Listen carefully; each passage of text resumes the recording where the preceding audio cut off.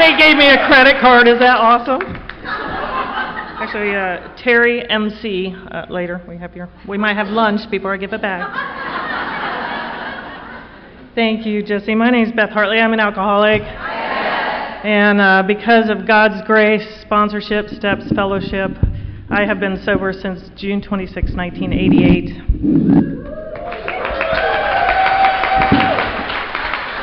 Give John the finger here.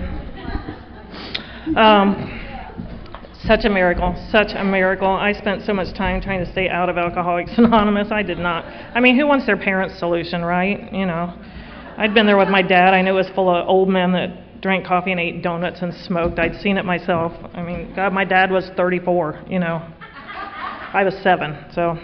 But I was at the open meetings in Hamilton, Ohio on Friday night. So Mildred said something about going to a meeting in 1966, and I was like, I went to meetings in 1966, and you know, people look like, okay, how old are you really? Thank you to Hillary for singing. I am eternally grateful that she did not sing. She got up to sing. I thought, oh my God, if she sings Amazing Grace, I'm just going to stand up here and cry for an hour. So I'm grateful that that didn't happen. And we'll see how this goes. My plane's not till 4, so those of you, if I was sponsoring a woman several years ago, and we got through step 11, and she said, okay, well, step 12 is just work with a new girl, right? And I was like, oh, no. And I mean, I just need to let you know, I've done an entire weekend retreat on step 12, and many times my husband and I at conventions have done a 2-hour workshop on step 12, so we'll see how this goes, but I hope you got a back. He's going for a backup CD. We're good. Okay. I had Jessie read what she read because that's one of my very favorite parts of the book. I'm a bit of an algebra. There's a lot of type A personalities on the front row. We know who we are. Now, my husband, who could not read when he got sober, went on to get a master's degree in administrative social work. A lot of you have heard his story. So one day he said to me, you know, you have a type AL personality. And I thought, well, you know, he's got the degree, so I'll fine. What's that? I knew what a type A was. I'd always heard type A, and I didn't really, other than punctuation, I didn't really consider myself a type A personality. And he said, well, I have no doubt that you're a type A personality, but you are lazy enough that you're not annoying. And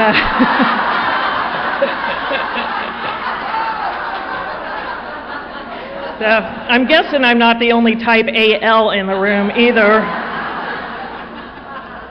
But I also, you know, math and stuff like math and reading, all that came easily to me as a child. Reading was my first escape. I'm quite sure that's why school was easy for me, because it took no effort. If it took work, somebody else would have had to do it. I am a bit on the lazy side, and I used to say I was a 50-yard dash girl in a 5-mile world, and I realized a few years ago, really, if you just let me put a lawn chair at the start line and bring me the trophy, I'm totally fine with that.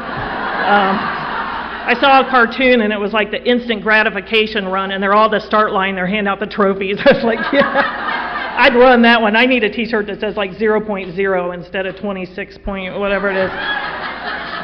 But, you know, anybody who managed to get through 7th grade algebra, if A equals B and A equals C, then B equals C, right? And Debbie alluded to one of those things you could substitute in with the reprieve. That was a little unnerving. I'm going to have to keep that in mind. Relief from a death sentence. Yeah, that's a cheery thought.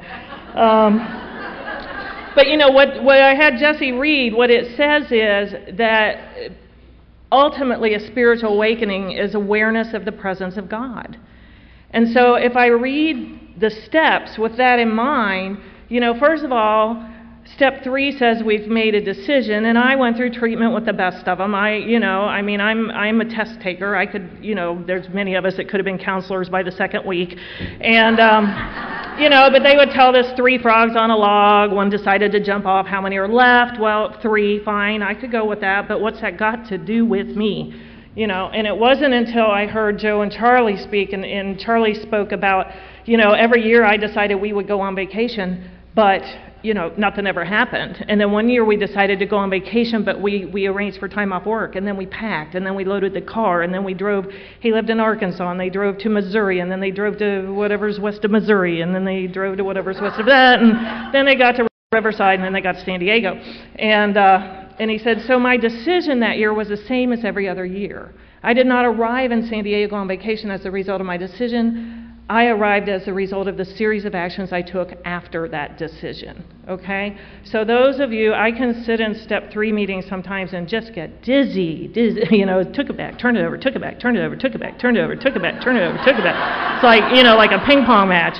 And what the steps tell me is, my step 3 is doing step 4 and step 5 and step 6 and step 7 and step 8. And then somewhere along the line in step 11 it says improve my conscious contact, so it assumes I have one by now. And in step 12 it says as the result of all of these steps, I am now aware of the presence of God.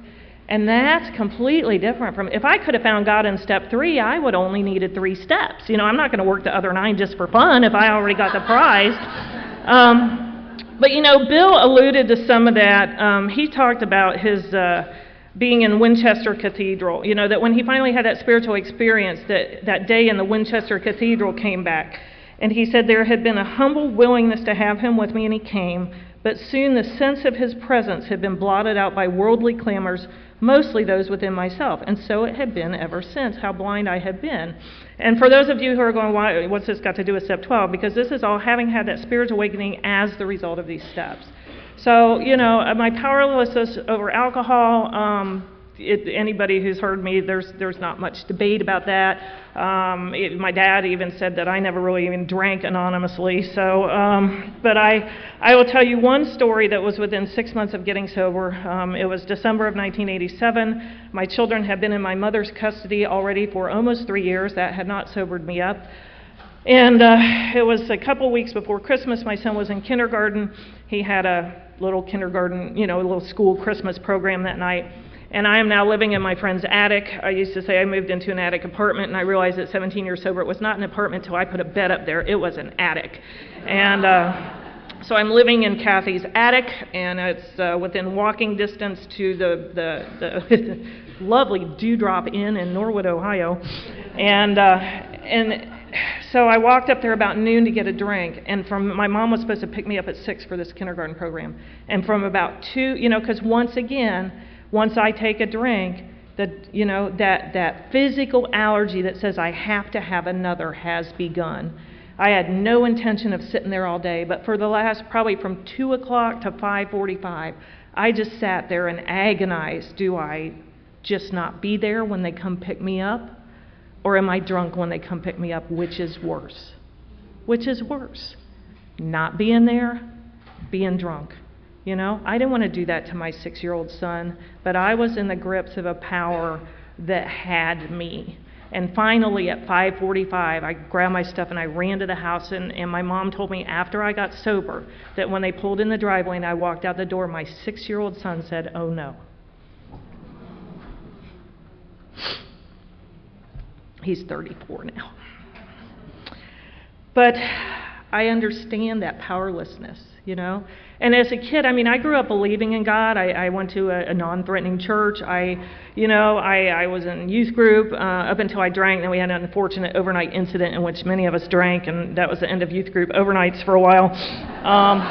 And I didn't realize for a long time that that's when I walked away from church, because we had this kind of incident Saturday night, and then so we all went to church Sunday knowing we better be there. And I was so sick and so hungover. And I tried my best, and I had to leave halfway through because I was so sick. And I was 16 years old, and I never went back. And I didn't, a lot of stuff we get in hindsight. I didn't realize how long it had been, that's when that turned. And when I got here, I still believed in God, but I didn't, when I got here, I wasn't praying because I didn't want him to know where I was, okay? I wanted to just stay under his radar. It's like that little GPS doesn't activate if you don't say, "Dear God," my tin hat, he can't find me, So I always believed in God, but what I have learned in Alcoholics Anonymous is how to rely on God, and there's a difference. There is a difference. I can believe in God, but do I trust him? I didn't trust him to do anything for me. What had I done for him, So, but I remember, as I stayed sober, I realized that when I was 15 years old, I read this kind of Christian fiction book called Pontius Pilate, and where they insert dialogue and stuff. And as I'm reading it, I remember being overwhelmed with the presence and power of God. Now, it's not like I didn't know how the story turned out, you know what I mean? But still, as I read the book, I was overwhelmed with God's presence. And I wanted that again. So I went back to the bookstore and tried to find another book exactly like that one. Because what I always tried to do was go back and recreate it. I did not understand that God is a forward journey, and it exponentially gets bigger and bigger. So I wanted a do-over, you know, and I went and I found another book that kind of looked the same, and I started, and by page 20, I'm like, this isn't it, and, you know, and I probably went and got a beer, you know, I just did. I didn't drink till I was 15. I would not have told you I was holding my breath until I took a drink. But when I took a drink, I exhaled, and I didn't know I'd been holding my breath all that time. I've got an active committee, as I said. I did some drive-by AA I talked about a little last night, and they would talk about being self-centered, and I would think, well, that doesn't apply to me. You know, I thought self-centered meant vain and selfish. I'm neither, just ask. And, you know, I didn't know self-centered meant I thought everybody was talking about me. I didn't know self-centered meant if I can't win, I don't want to play. Not because I'd lose, but because you would see me lose.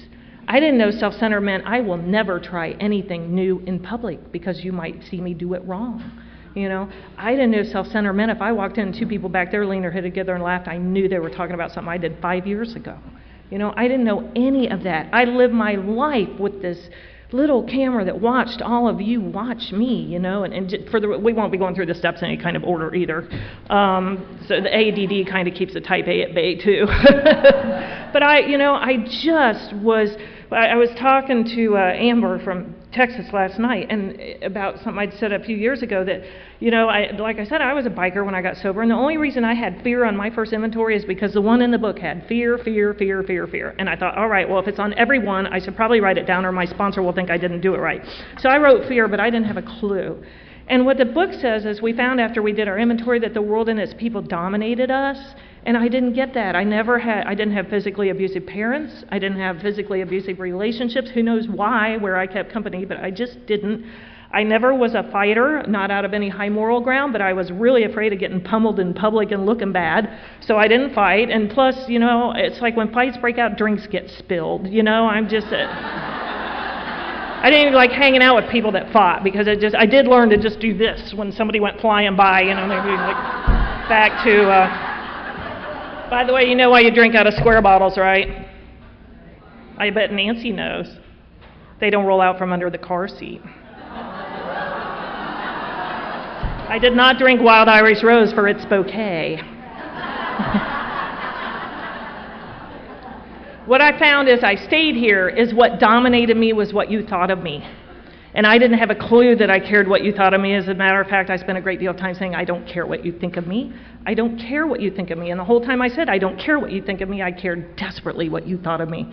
But I didn't even know, like that person that took my hand or that remembered my name when I was new, I didn't even know I wanted you to remember my name, so how could I ever ask? You know, we get caught up sometimes with new people like, well, they really need to call us. Well, yeah, they really do. On the other hand, if somebody hadn't grabbed me on day 3 when the clubhouse in Cincinnati closed at 10 o'clock instead of 1 in the morning because they had midnight meetings, I don't know, I was a bar drinker. I was a last call bar drinker. That's where I dated, was last call, you know. Oh, like you did it, right? Yeah.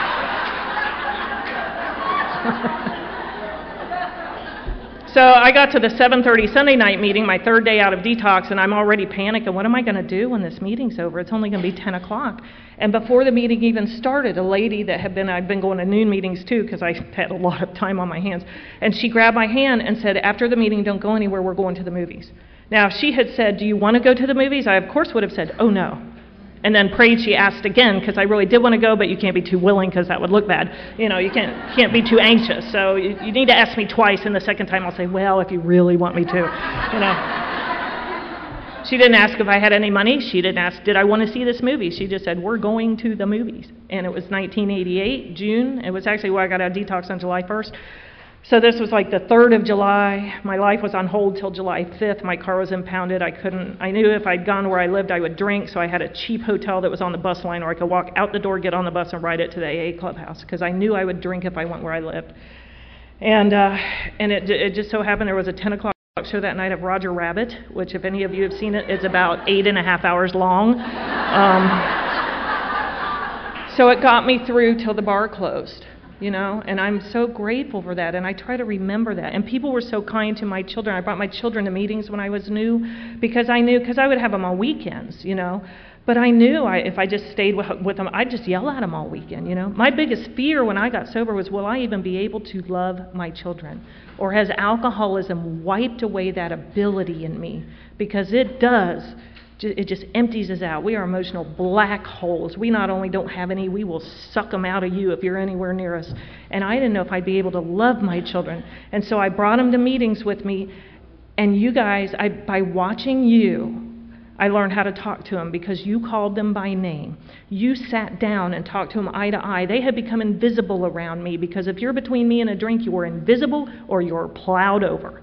And they had become invisible. And I love the promises after the fifth step that say we can look the world in the eye, because they began to look the world in the eye because of all of you. And you remembered their names, and you knew that Robbie played soccer. And the noon meeting, they would go upstairs and get a pot of coffee and bring it down, and somebody always had Sarah help go carry the cups, And they became part of, and I learned how to interact with them because of you. So, God help me if you ever see me glare at a woman whose child is making noise in a meeting. There are a lot of us.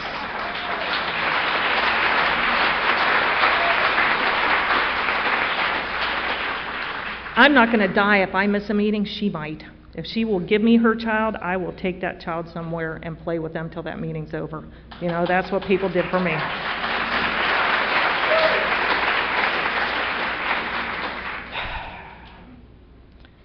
So worldly clamors, what were they? What's he doing? Where is he? Who is he? Please send him. What are they doing? What are they saying? I know they're talking about me. And my whole committee majored in worldly clamors. It's the noise that drowns out the music of God. That still small voice that's always there. Review of pre-sobriety relationships showed that every disaster I ever had was preceded by a moment, usually within the first 3 weeks, that said, no, this is not the one. And in my best Scarlett O'Hara, I would say, I'll worry about that tomorrow. Because if I said, you're not the one, he might have said, why are you living at my house? So... Got to be a little pragmatic when you're out there,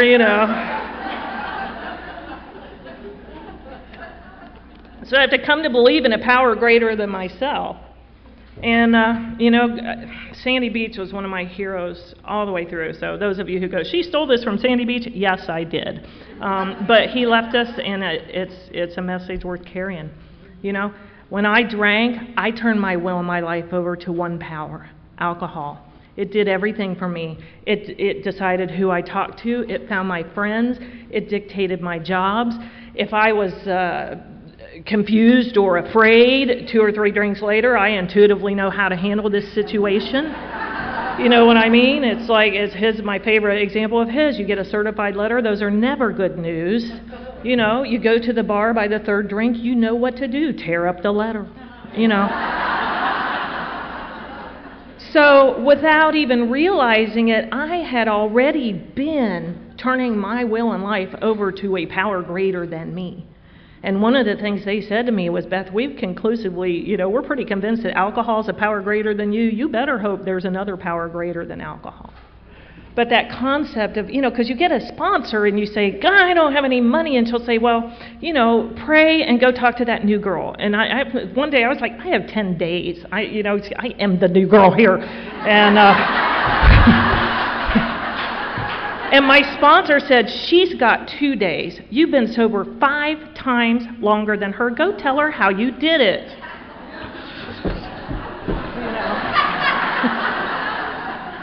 And you know what? After I talked to her, I felt better. It worked. But I didn't know, all my life. I guess what I'm saying to you is, when you get here and we tell you turn your will and your life over to the care of God, this one power who has it all, and you think, oh no, but I have money problems, and I have one power. I didn't realize that I had spent since age 15 turning my life over to one power already. And when I looked at that, it became less impossible to turn my life over to one power now. And somebody talked about Carl Jung's letter, that he wrote, and it's reprinted in the back of AA Comes of Age, but he talks about that we were seeking that spirit, and that we were just with the little s spirit instead of the capital S spirit, So I just thank God there's a power greater than me. And I'm, I believe God's help comes through interruption. Debbie was talking about roadblocks today. I believe a lot of times, I want God to just drop a neon sign in front of me, which occasionally he does if I've been ignoring hints, then when the load of bricks hits and we're like, couldn't you have sent me a hint? And he's just like, oh my God. But, I found a lot of times that God's help comes through interruption. And I sponsored a girl who drank after 4 months, and she'd been in and out for 20 years. And she was really mad at God because she was in Kroger and she just had, had the urge to drink and said, please God, I don't want to drink. And then she went and got a bottle of vodka, which in Cincinnati is disgusting because Ohio has state stores, so it's like way watered down if it's in the grocery. And just a little aside there, if you ever, if you're ever in Ohio and don't want to be with us anymore, go to the state store. But I said, and so I asked her, I said, well, when you got that, did you go to the express lane? Well, of course she did. And I said, well, how many people in front of you wrote checks? And she sat there a minute, and you could just see the color drain from her face. And it had taken 20 minutes for the 2 people ahead of her in line to get through the line. She had 20 minutes that she could have just left the cart and walked away. God's help doesn't always look like I expect it to look, but it's always there, always there. And so those speed bumps that we get are to get our attention, I believe. I told you my inventory is dominated by others, and when I came in, I used to wonder why people didn't want to shake my hand, but I'm sure I looked like I would break your arm if you did, and I love it because so many of us, we come in like this, we're just like, help me,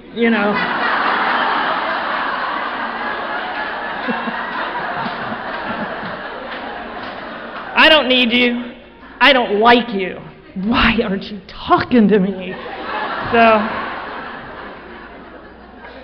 And I fell into a crowd that was very involved in the big book, and someone had said to me, now when I got out of detox, they had a 30-day program, which I was prepared to go through, and they said something to me. I was very insulted at the time, but I'm sure they saved my life. They said, Beth, you already know what we're going to tell you. Why don't you go do it and save the bed space for somebody that doesn't have the information? Yeah. If I'd had 30 days to rest up, I would have had a plan B by the time I got out.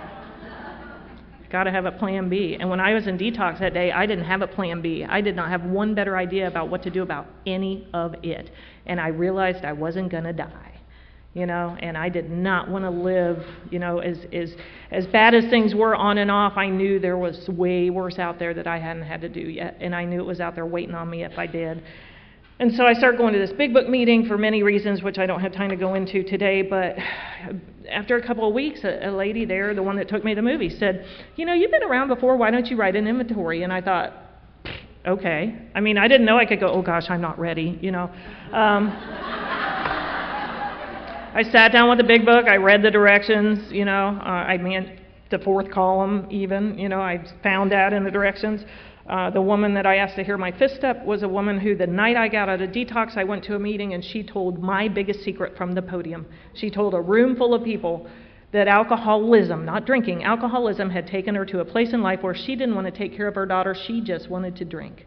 And I thought, I can't believe she said that out loud. Because my biggest secret, my kids have been with my mother 2.5 years, but my deep, dark, the book talks about having a double life, the one we want the world to see and the one we know is true. I didn't really want my kids back. I knew they were better off with her. They got breakfast at her house. They got to daycare and clean clothes. My mother at 51 years old, let me give a shout out to the Al-Anons who love us in spite.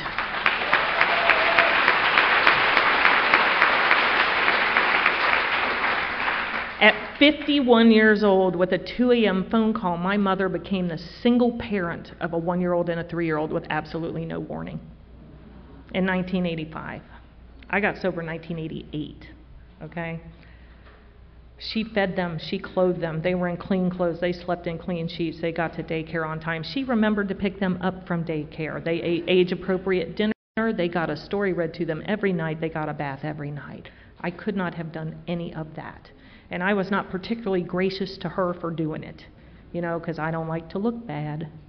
I just was not nice to her. I really laid every problem I ever had from age far back as I can remember at her feet. I was born in Northern California. I was supposed to be a California girl. Thank God I would have been hitchhiking to Oregon with you, I'm sure of it, and you would have been like, no, not that kid.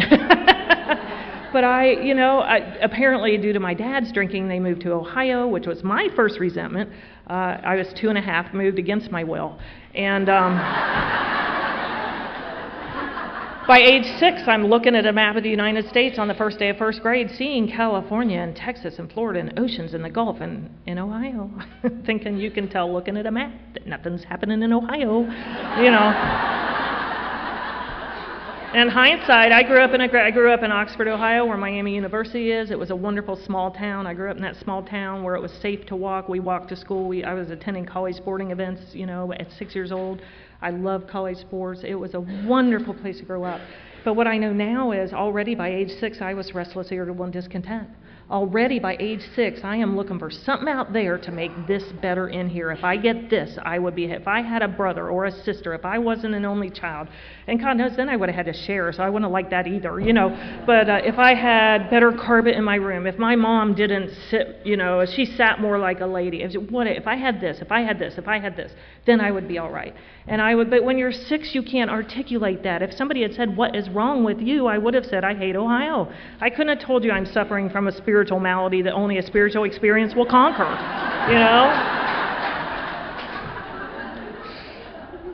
So anyway, I wrote this in. I shared my 5th step at 3.5, 4 weeks sober. Never looked back. My life took off. And of course, 6 and 7, the first time through, there are only a couple paragraphs in the big book, and I was hanging out with big book people, and it wasn't until I was about 3 years sober that 6, it comes back. It just really just hit me in the side of the head, like that first wave of what step 6 really means. A friend of mine in the big book meeting was saying, I know I'm lustful, but if I give that to God and He takes it, what if I never get laid again? And I know I lie, but I lie to get what I want.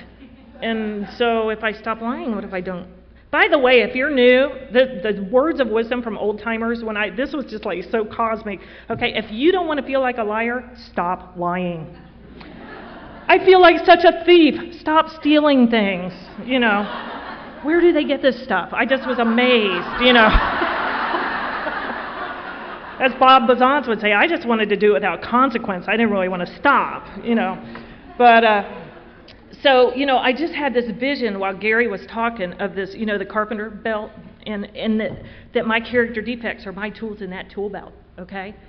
They're my tools. They're what I use to get what I want. I'm kind of, even for being an accountant, I'm a bit of a visual thinker, which Peggy says is the only reason I'm not a complete asshole. So, I apparently have enough right brain to balance out the type A side. But, I just had this vision of this tool belt, and all these character defects are my tools to get what I want.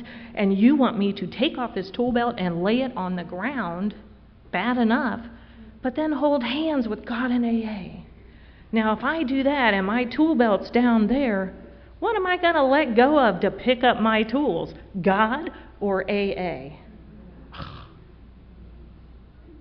Okay, there they are. So now I got all my stuff that I've gotten in sobriety. I love my stuff, don't get me wrong. But it's all out here, okay? Fear of losing things. Right. What do I let go of to hang on to my stuff? God or AA? I better just trust the stuff is there when it's supposed to be, and it leaves when it's supposed to. If I have my hands with God and AA, I do not have a hand to grab my stuff, use my defects, run my life I ran it so successfully before I got here. So I had been kind of struggling with cramming this all into an hour, so I'd had this kind of step 6 and 7 story that I thought, well, I'll leave that out. So many people have heard it. And then I walked by Friday night and somebody said, Jersey Mike's. And I was like, yeah. And she's like, that changed my life. So I went, okay. So here's my Jersey Mike's story. I worked for my mother and then with my mother. When I got sober, I was unemployable. So I answered phones at her office. She was a CPA, and then I gradually went back to school and became a CPA as well. And so I worked for her. And yet, to understand this, I lived in Cincinnati, and we lived in Madera, Ohio. And then her office was in Montgomery, and Jersey Mike's is in Blue Ash. Now, here's Madera, here's our office, here's Jersey Mike's, all right? So I would be going to lunch, and she'd say, and I'm going home for lunch, this way, okay? And she'd say, on your way back, could you get me a Jersey Mike's? Clearly, Jersey Mike's is not on the way back, okay? Home, office, home, office. Jersey Mike's, home, office, home, office. Now, to be fair, you have to understand this is probably a 3.5-mile loop total, you know?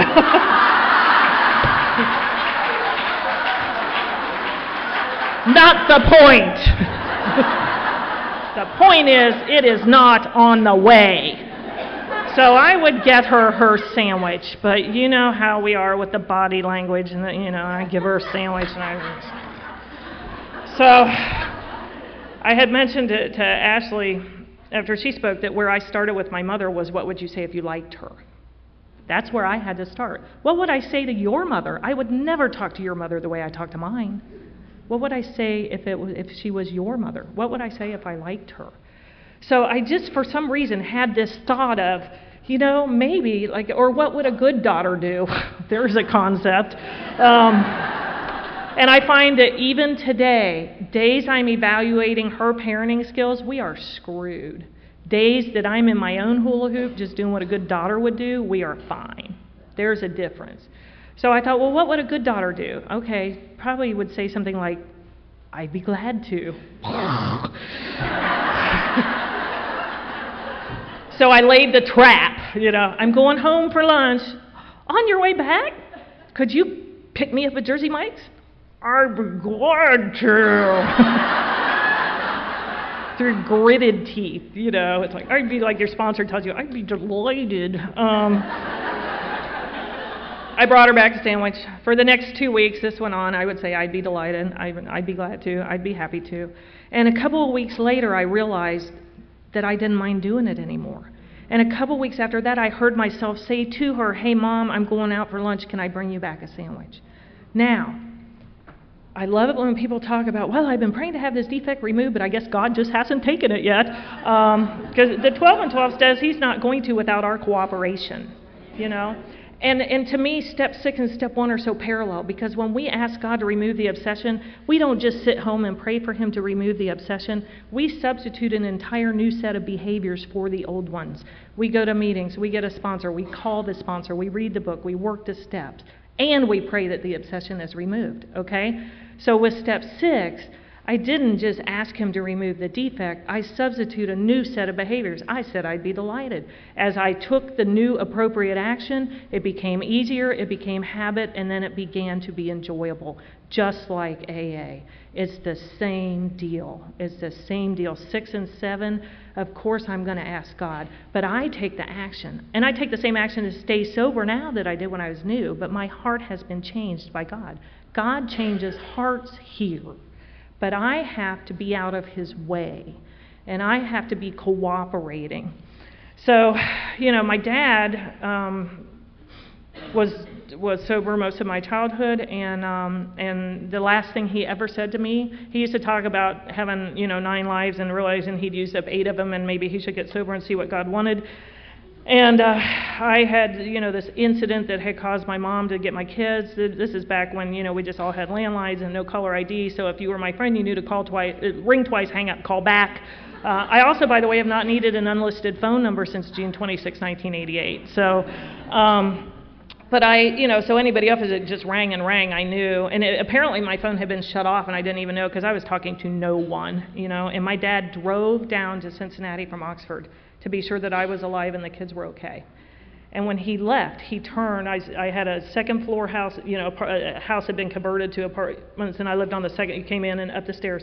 And I'll never forget, he turned around the bottom of the stairs and looked up the stairs at me and said, don't you think you've about used up your 9 lives? Now, I didn't know that was the last thing. I said nothing. I didn't know that was the last thing he was ever going to say to me. I was in a treatment center, all female, go figure, 6 weeks. God's got a sense of humor. That was the one my no insurance plan could afford. And so I'm in treatment, and in this place you had no outside contact for the first 2 weeks, but I got a phone call on day 10 because my father had died the night before suddenly. He had an abdominal aortic aneurysm. He fell asleep watching TV, never woke up.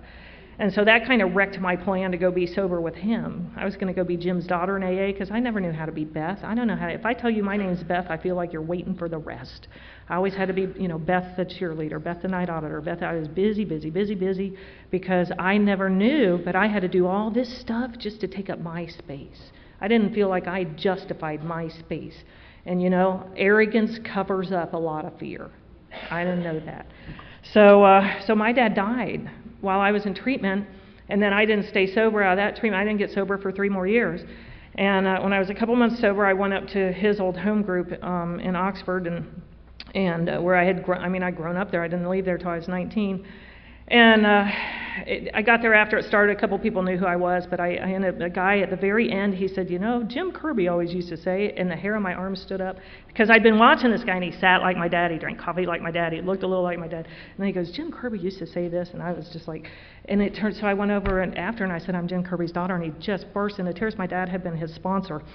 And but what I realized after that was, what do any of us with children, what do we want to tell people? If anybody asks, how are your kids? We just want to tell them that they're okay, they're happy, that's all any of us want. And where I grew up, our family doctor was, he was my grandmother's doctor, my parents' doctor, my doctor. And so my amends to my father was to once or twice a year while I lived in Cincinnati, go to a meeting in Oxford so that his friends knew I was okay. Because he would want them to know I was okay. And once I moved to North Carolina, I sent Christmas cards to his old sponsor every year until he died. Because that's what he would have wanted, He would have wanted to have been able to say, Beth's good, she's sober, she's remarried, the kids are great, there's a granddaughter, That was my amend to my dad. 10 through 12 has been masterfully covered, so I'm not going to go a lot into that. Other than to say I agree with everything. I do love the part in the book where it talks about we pause when agitated or doubtful. That was my favorite spot in the book too. And that it says, we relax and take it easy. We ask God for inspiration, intuitive thought, or a decision. We are often surprised how the right answers come after we have tried this for a while, okay? What used to be the hunch or occasional inspiration gradually becomes a working part of the mind. Now you'll notice there's a lot of useful, gradually, after we've tried it does not say we're going to be instantly inspired. And it even says, just in case we don't figure that out for ourselves, being still inexperienced and having just made conscious contact, it is not probable that we are going to be inspired at all times. We might pay for this presumption in all sorts of absurd actions and ideas. As proof to this, I present to you the treatment center romance. He's here, I'm here, God's will.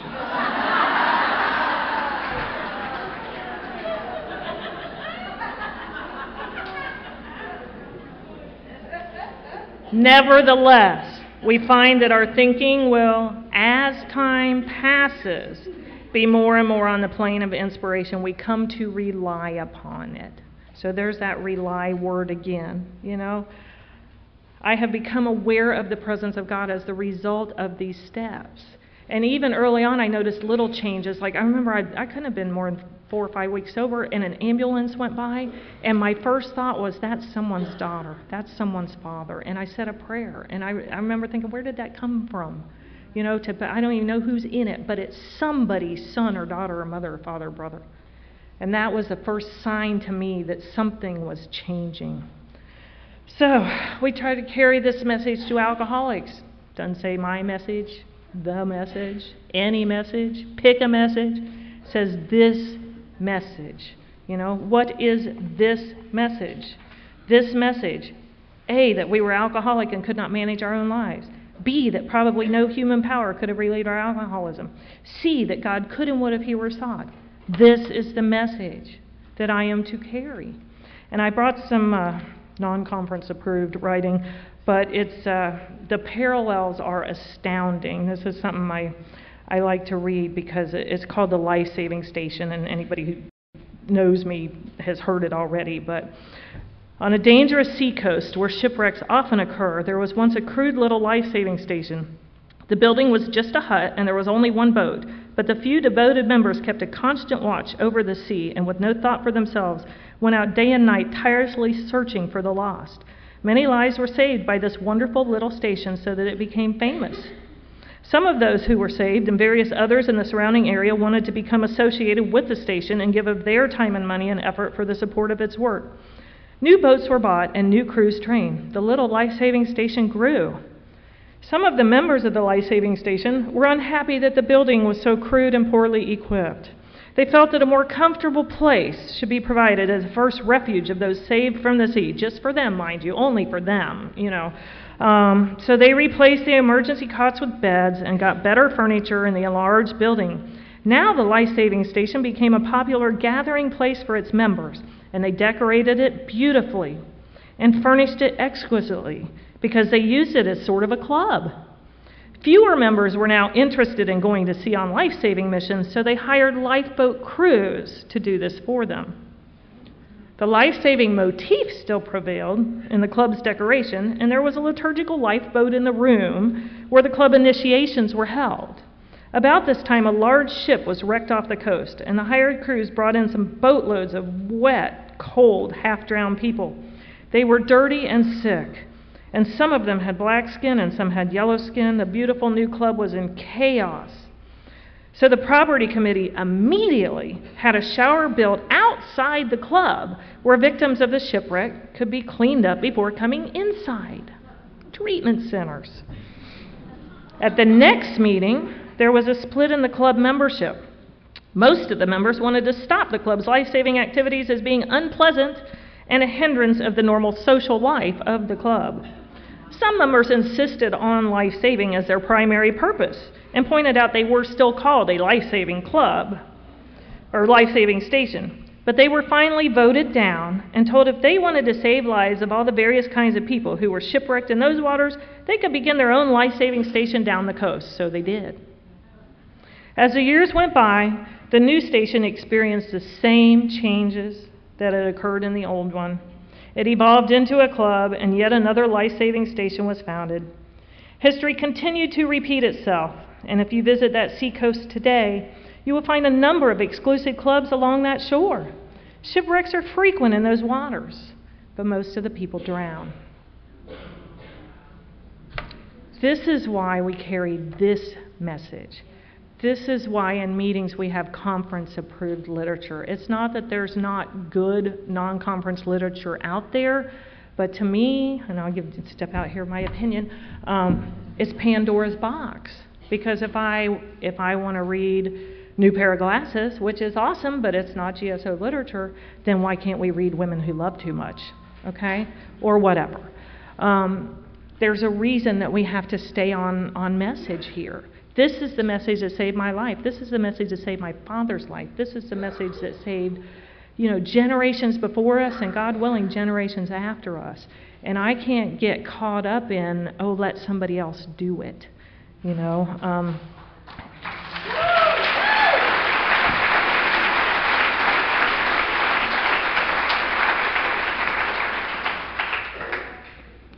Harry Tebow wrote a paper called Ego Factors in Alcoholism. And there were two things of interest to me in there. One is, he said, never underestimate the power of the ego to regenerate itself. I don't know about you, but I came in surrendered every time I came in. But let's face it, it's easy to surrender when you're out of bullets. At about day 3, usually the first thing I would get back would be my opinion. And then I would start to judge all of you and judge my way. It's very hard to feel like one of many when you're in a room and you've had an opinion on everybody in it. He also said that surrender is not an event, it's a discipline. And if I take that thought into the big book, somewhere it's on a page I didn't mark, but I know it's in here, it says, we alcoholics are undisciplined people, you think? So we let God discipline us with the steps outlined in this book. Okay?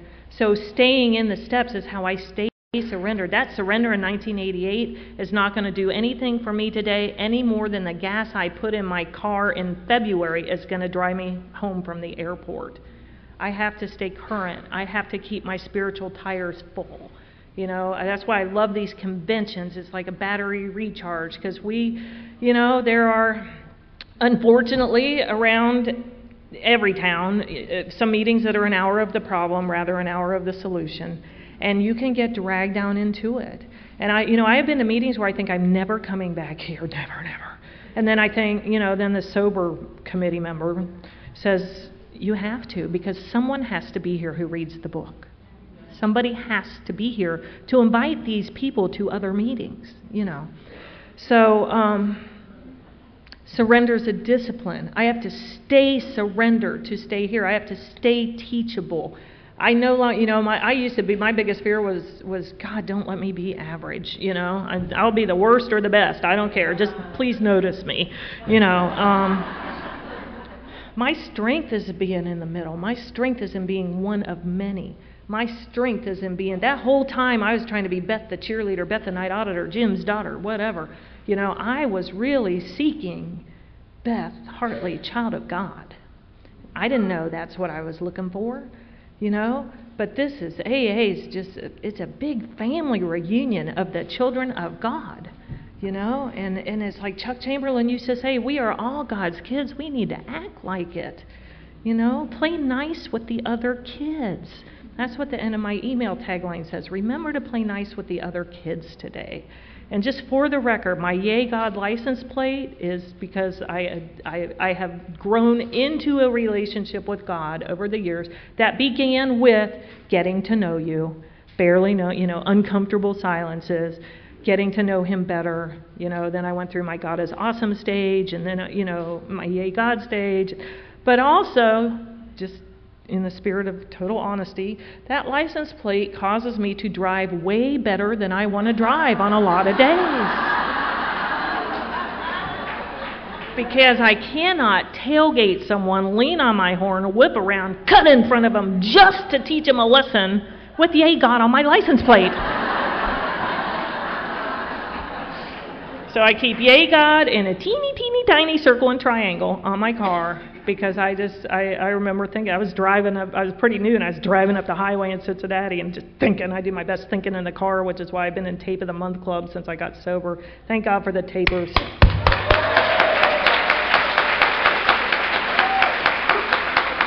When I turned my car on, AA was speaking, and they can drown out the voices in my head, but I'm like driving up the road thinking, and a car goes by and it says, easy does it, and it was like, oh yeah, just all these little things I started to notice that reminded me I did not have to do it by myself.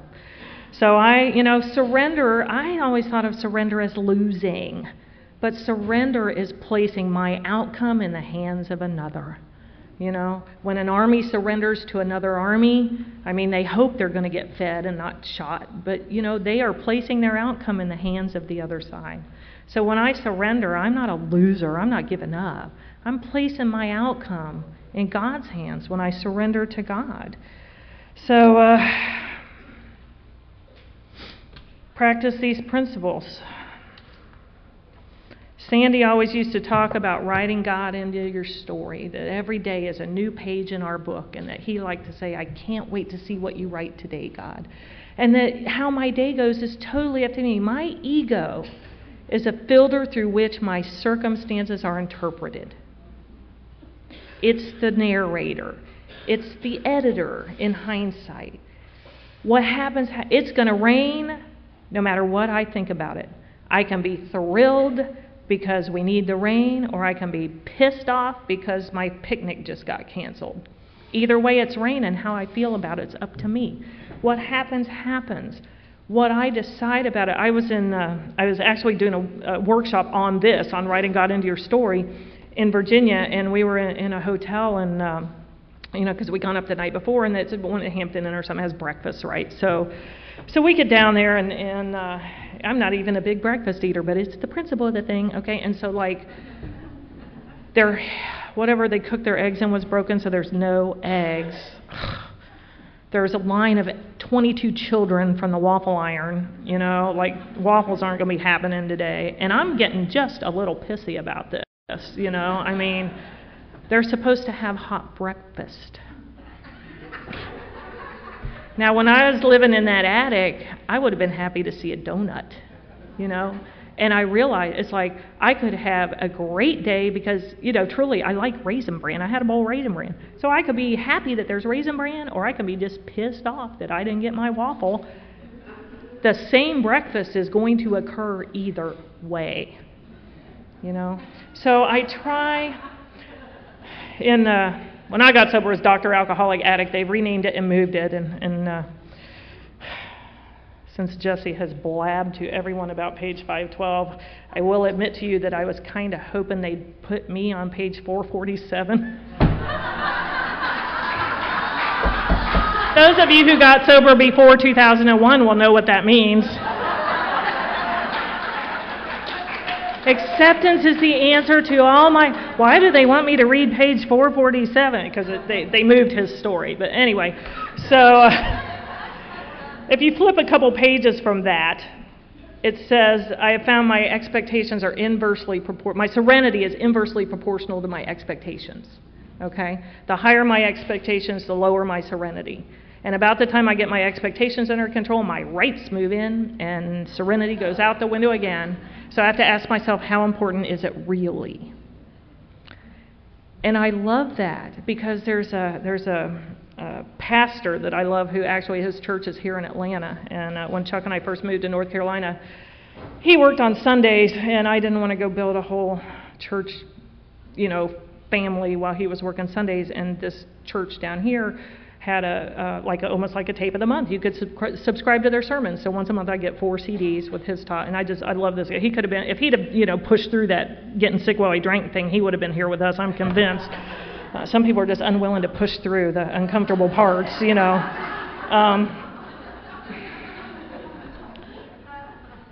But he said that, when people are getting ready, where's Jane? When people are getting ready to get married, okay, and they have these dreams and desires, and he's real big on visual aids too, which is why I like him. And so he had a little house, a playhouse with a picket fence, and there's a piggy bank. You want to save for retirement together, and you want to have kids, and you put a little doll in there, and the nice car, and all this stuff is going in the roof of this house, right? And he goes, then you get married, and he reaches down, and he picks up a plain brown cardboard box, and he sets it down, and he picks up the house, and he just turns it upside down and dumps it into the box, turns the box around, and says, expectations. And he said, when have you ever felt joy at an expectation met versus a desire? So I try to keep desires in my life and not expectations. I try to keep excitement in my life, not expectations. There is no joy in an expectation being met, My husband, God love him, he's been doing laundry since before we got married, And I will let you know that every single week I say thank you for doing the laundry. Not like, well, it's your job. Of course you did the laundry. Every week, thank you. Thank you for doing the laundry. Thank you. Thank you for making coffee. I just inadvertently stumbled on, somebody said, well, how do you guys get along so well? And I thought, what do we do? There's I saw 3 things clearly. We say something nice. We do something nice that they're perfectly capable of doing for themselves. And we thank them for doing something for us. Every day. Now, it's harder than it's. I gave this to a friend, one of my sponsees who was married, and she called me 2 weeks later. I've been doing this for 2 weeks, and he hasn't thanked me for anything yet. Not the point. We get by giving. We feel better by giving. Chuck's got a bad back. One of the unfortunate relationships prior to him had a bad back, and this guy put the mayonnaise on the top shelf of the refrigerator and a couple other things. Now, everybody knows the mayonnaise goes in the second shelf on the door. I'm sorry, but that's where it goes.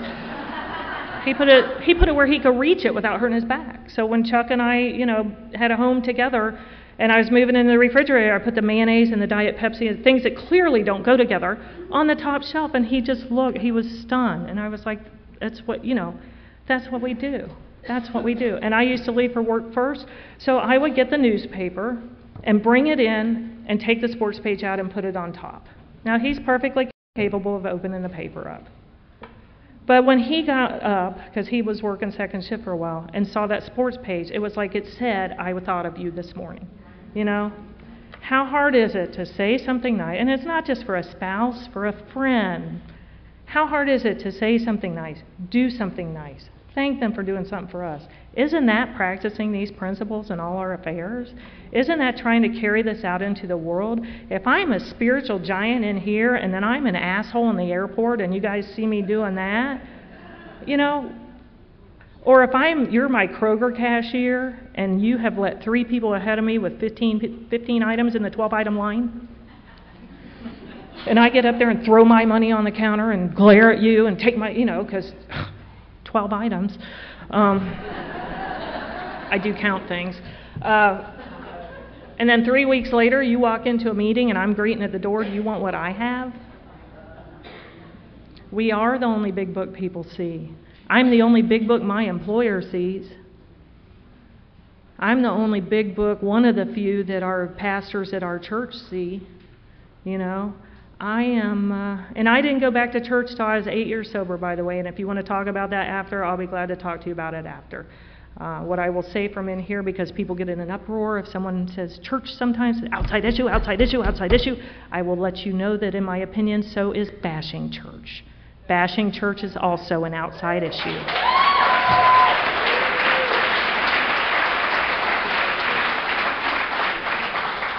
Peggy Martin is my sponsor. Football will never be an outside issue. Go Panthers. So I practice these principles in all my affairs because I have been here, because I have been with you, because I was told to watch and learn, and for whatever reason I actually did it. I have learned to be a wife here. I have learned to be a mother here. I have learned to be an employee here. I'm a sponsor. I'm a pigeon. Yes, I'm a pigeon. For those who get offended by the word, just because I've got a couple minutes left, I'm going to tell you where it came from, because there are lots of stories out there and they're all wrong. Those who study words know that over time, meaning of words changes. For example, if you were brand new and Friday night you had just walked in and heard Hillary announce from the microphone that Amanda is leading a train, what would you have thought? Words change over time. That must be a dated reference. Anyway, so if you find a dictionary from the early 1900s and look up the word pigeon, there are 2 things of interest in there.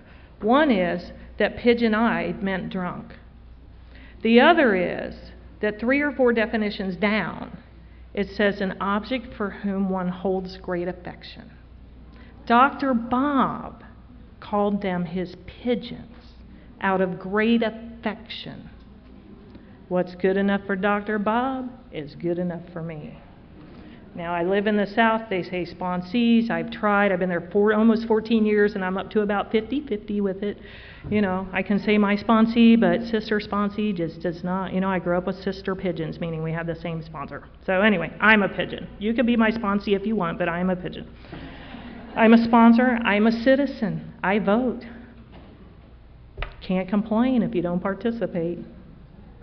I am a responsible pet owner.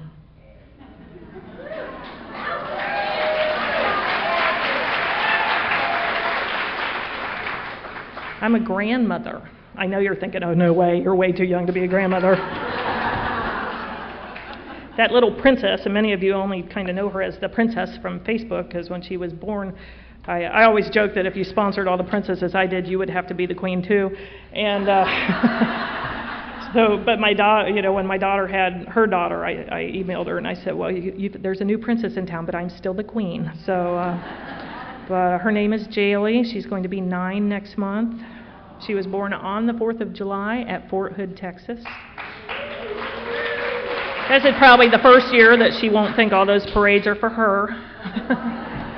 But Chuck and I were just kind of teleported to North Carolina in the end of 2002. If you want to find out if you have trust issues with God or not, let me give you this prayer. Good morning, God, surprise me.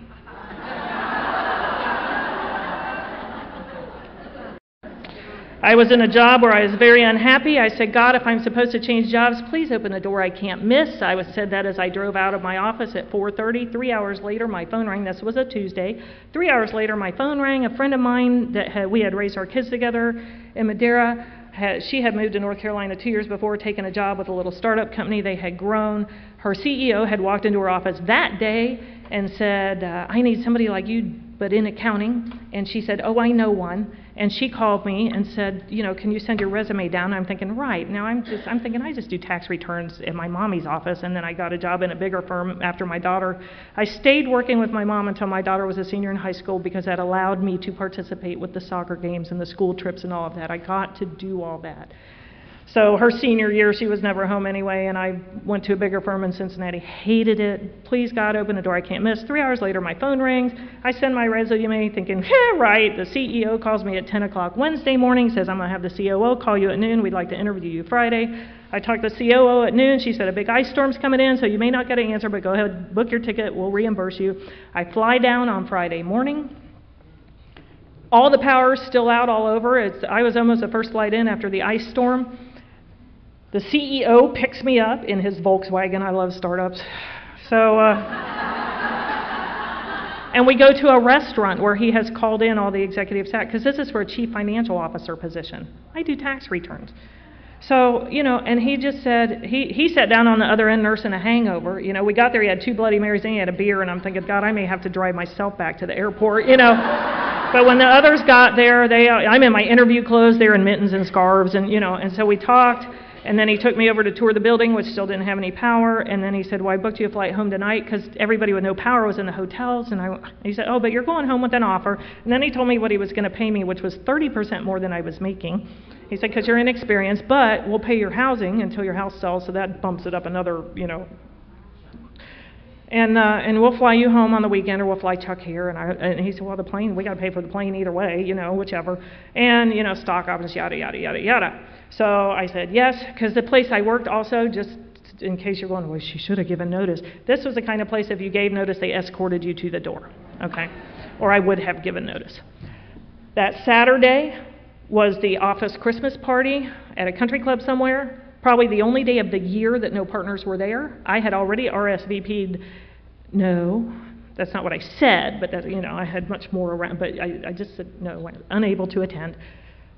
So they already weren't expecting me. Chuck and I drove down, got all my stuff out of my office, wrote 2 emails. One, I resigned immediately. The other was a long one with client status where everything was, so they wouldn't have to find it. Did the right thing as much as I could.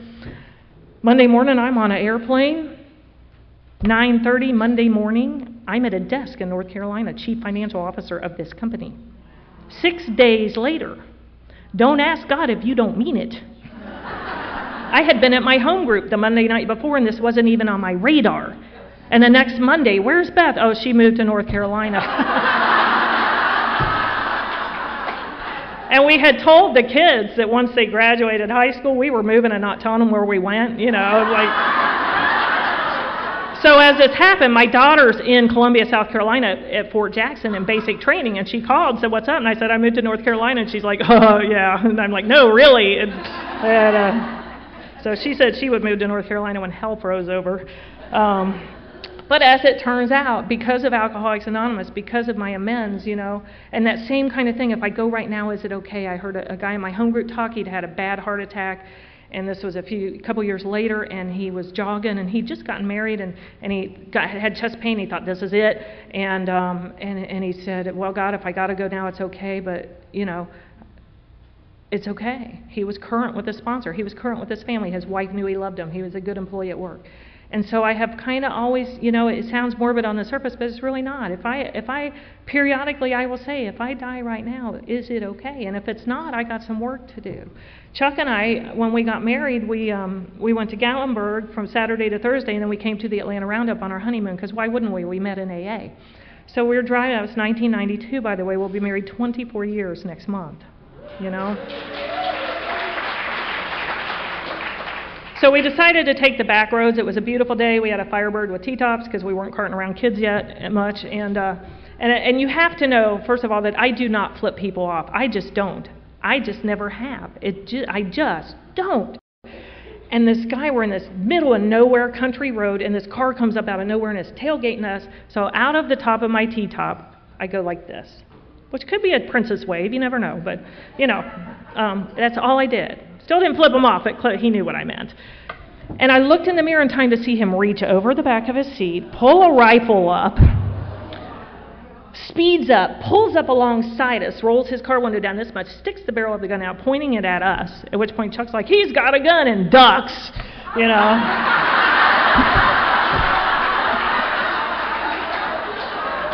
Now, to be fair, I was driving. I don't know what he could have done, and it all happened so fast I didn't get mad that he didn't throw himself between me and the bullet for about an hour, and he couldn't, we would have wrecked anyway, so I'm like, yes, I know.